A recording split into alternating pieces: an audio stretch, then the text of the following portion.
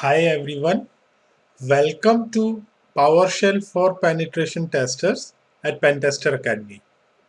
In this video, let's have a look at tools and techniques in PowerShell for recon and scanning phase of a penetration test. Before we start this video, keep in mind that we are not trying to reinvent the wheel or unnecessarily port things to PowerShell. Our goal is to be able to use PowerShell wherever it enhances the results of our penetration tests or make it easier for us. We would like to use port scanning or recon using PowerShell when we are pivoting from a Windows machine, or we are stuck on a Windows machine, or even in some cases if you are not allowed to take your own machine for an internal penetration test and you have to operate from a Windows machine and you are not even allowed to install tools, etc. So depending on the situation, there are scenarios where you have to do these things which are better and easily done using existing tools, but still you have to stick to Windows. So having said that, let's have a look at host discovery with the help of PowerShell. The toolkits which we saw in previous video, let's use some of them. For example, Nishang contains a function called port scan, which could be used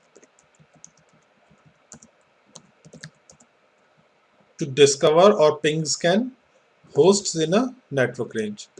Let's just run it on 2-3 machines and let's resolve their host name. As you can see that only one machine is up and its host name is this, which is our local machine.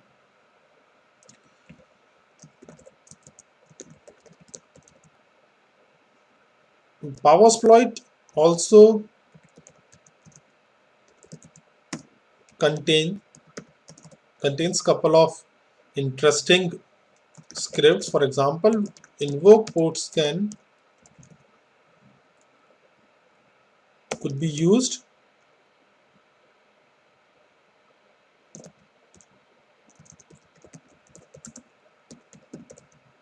for ping scan, that is host discovery. So as you can see that google.com is up, which is good. We can also use POSHSEC mod or its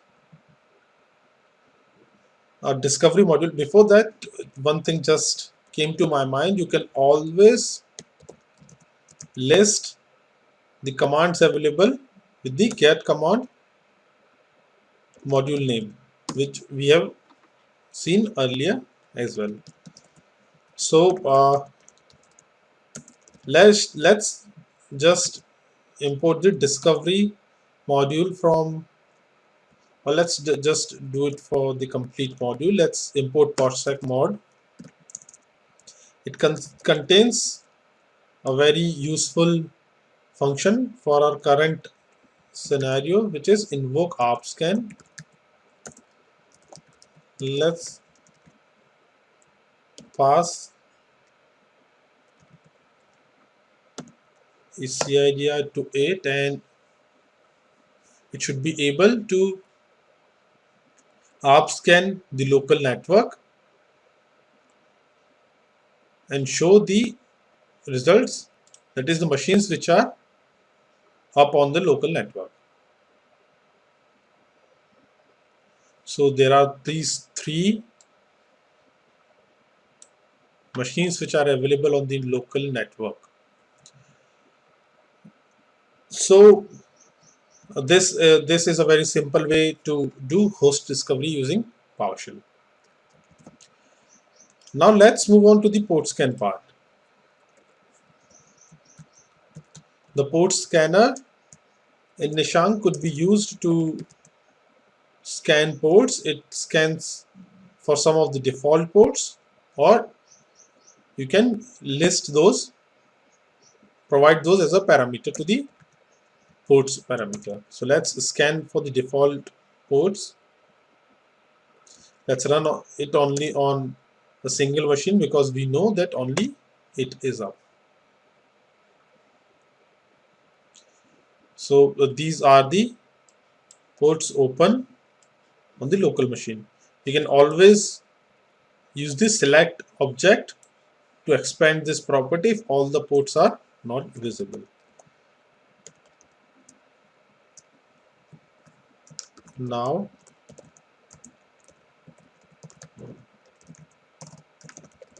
we can use invoke port scan from PowerSplite.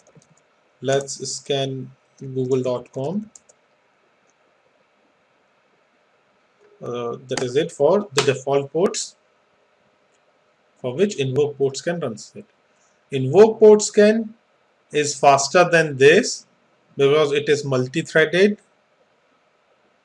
and its syntax looks a bit like nmap. So it may be easier to use as well.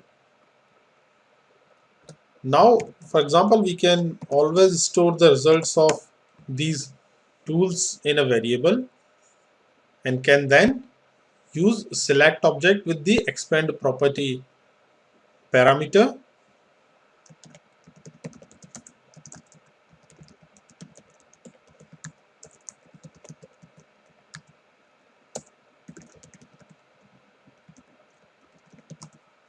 So these are the ports filtered by google.com.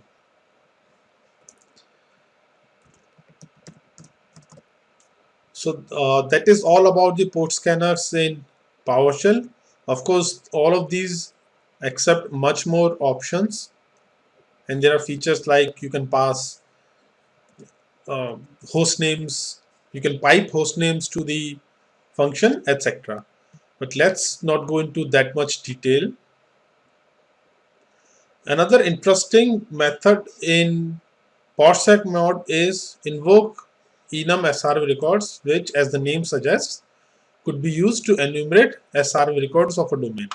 I executed it already because it takes much time to complete.